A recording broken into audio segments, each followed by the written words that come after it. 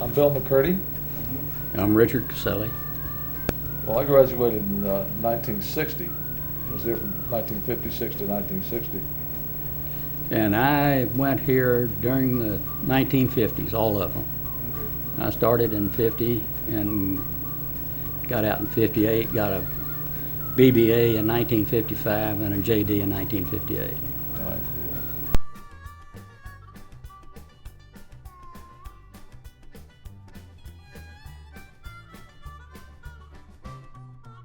The only dormitory life on the campus were the quad over Holzer Hall. With a cafeteria and 4 dormitory. I don't remember the number of students that lived there, but as Bill said, the vast majority of us lived in Houston, worked. Bill worked. I worked full time. Went to school full time. At that time, about 50% of the students were full-time day students, as we called them, and about 50% were night students. So it was a break. There were about 13,000 students total. It was a very open, friendly campus. You had to be. There wasn't much else to do, and none of us had any money. So, and at the time, you understand that the University of Houston was a private school, and it was fairly expensive to go to school here because we had to pay for our tuition, and that's why most of us worked. And a lot of the social activities really did funnel through the fraternities and sororities. I remember we had some things then that we thought were traditions that would last forever, and the big one being Frontier Fiesta. And another I remember, help me on this, Richard, do you remember the fraternity sorority tug of wars across the reflection pool? Oh, yeah. That was kind of neat.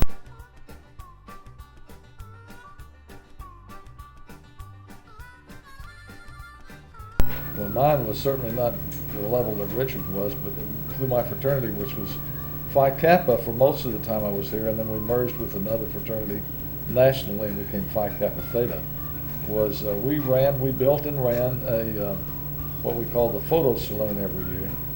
And this is back in the high-tech days of the 50s, remember? And our deal was to take Polaroid pictures of visitors to Frontier Fiesta with the backdrop being a Western set, you know, and so you could know that it was the real deal, you were here. And we did that, but a lot of the other fraternities, they built and took down every year a saloon that they performed these beautiful shows in. It was really amazing. And Richard was the general chairman of this whole thing for quite a while. So. As I said, when I first came here in 1950, I was working full-time, and in 1953, a very good friend of mine, A.J. Montalbano, invited me to come work on the Frontier Fiesta staff. So I was never directly affiliated with a show.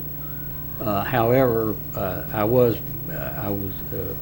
pledged Gon Bay fraternity, and in 1955, the local fraternities went national, and Gon Bay became Sigma Chi, which had a show. But I was involved with the production of the event as opposed to a particular show. There was, it was interesting to me because of the organization it took, and get you introduced into, I was a business major, to get you introduced into hands-on operation of a business. And it was a pretty good sized business at the time. The staff of Frontier Fiesta, which included the what y'all call now the frontiersmen and other elements of putting together a production of that size, was about 300. And there was a class, a 1-hour class that was offered by the university. The general chairman was the teaching assistant that held the class. And basically that was the staff that took those courses. You got an hour credit. And then the shows and the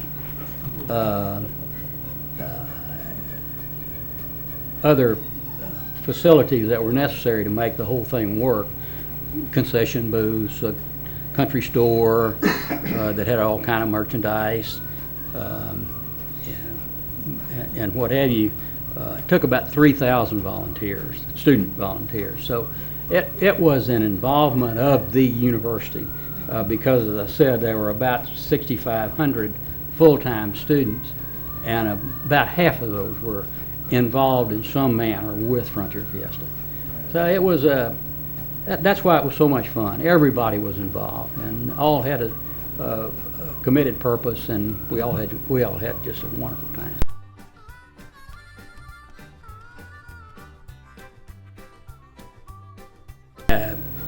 We kept some back that we gave back to the university. We gave $50,000 back to the university to build the swimming pool. In today's dollars, that would be about $500,000.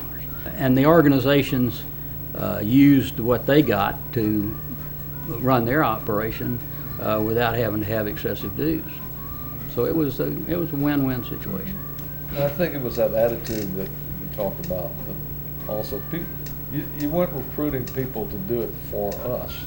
They were doing it for themselves. I mean, they wanted to volunteer. And we all had that sense of it. I mean, it was like giving yourself to something that you want to be involved in and you want to see succeed. So it was just a thing of the spirit from the start.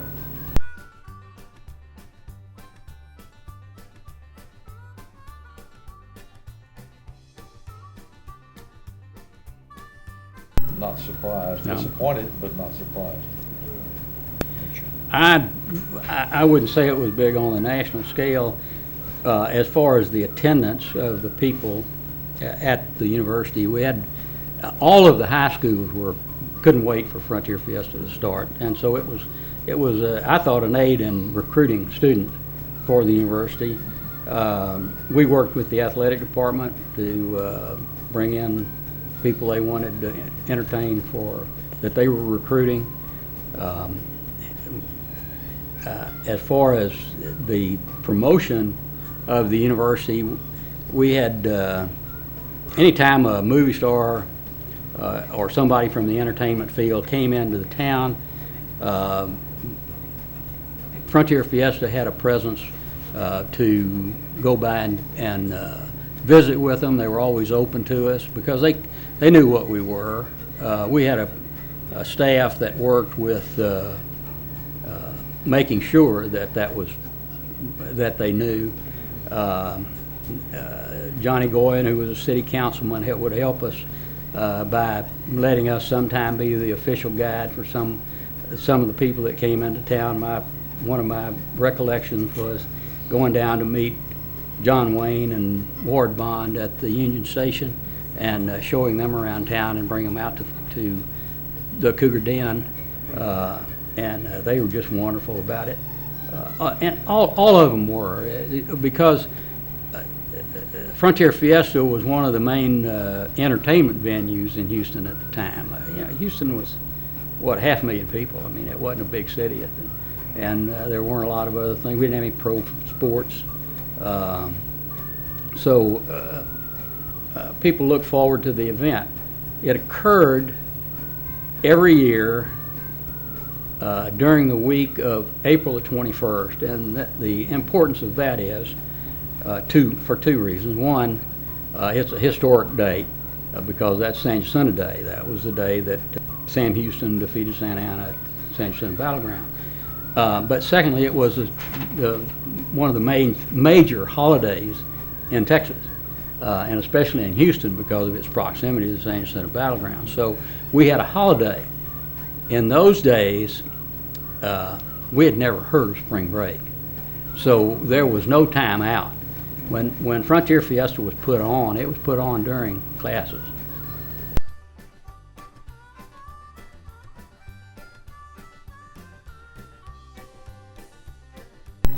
The Frontier Fiesta lot would open about when the semester changed, when we would come back from the Christmas holidays.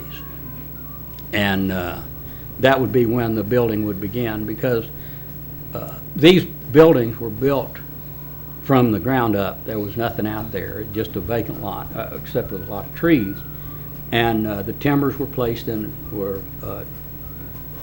Bell Bottom would come out and drill the holes. The timbers were put in place, and the buildings were built. The 4 major shows had 80-foot frontage.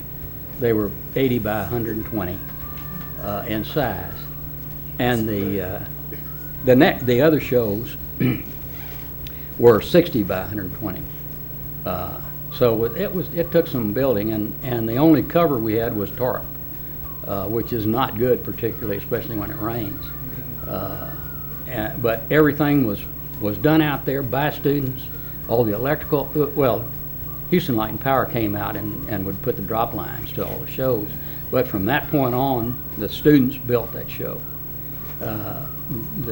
Whatever kind of innovations they had for stage lighting and all that came from the students.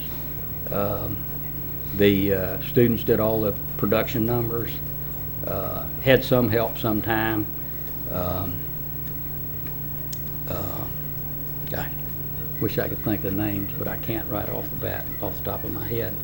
But a lot of the professionals in Houston would help the shows. Patsy was the dance coordinator that helped Silver Moon. I remember my wife was with that show, and they would go out to, excuse me, to her dance studio in the Heights to practice, and her son was in a bassinet. He later became fairly famous actor. Patrick Swayze. Patrick Swayze. Yeah. So those are just kind of little vignettes of why it was such a great thing for everybody, because all Houston was involved with it.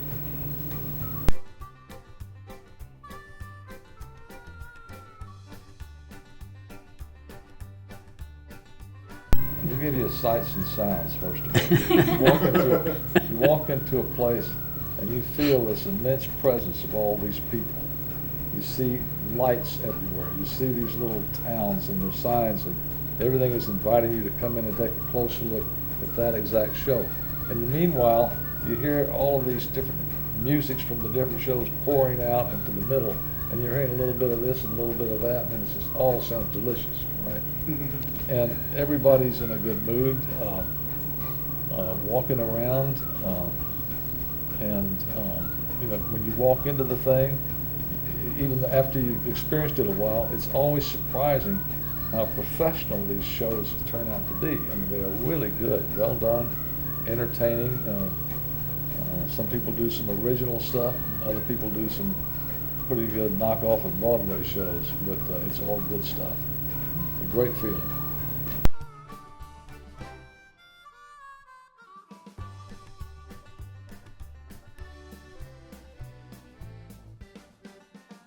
Yes. I don't know of a show that where almost all of the participants, you know, would be, but their spouse may not have come from the show they were with, but from one of the others. But it was a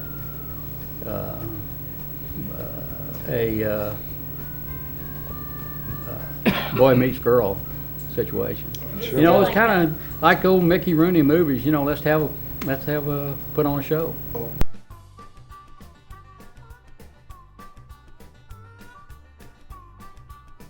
Yeah. It was spring break. Some of the students thought it was. That's right. Yeah. Therein lay one of the problems.